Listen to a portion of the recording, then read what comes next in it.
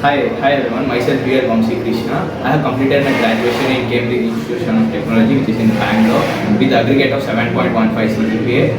And I completed my engineering mechanical field, and I have joined JSpiders in August 4th because my friend has referred me that JSpiders Hebbal Branch is pretty good, and which is providing the more placement compared to the other branches.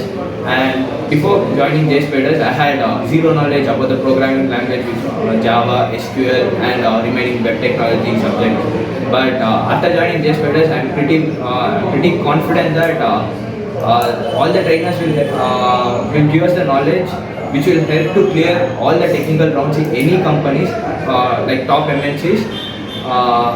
Then I'm suggesting everyone that please join JSpiders, and in case if you want to settle in your future, you must join JSpiders. And I got placed in Infinite Computer Solutions with the package of 4.5 LPA.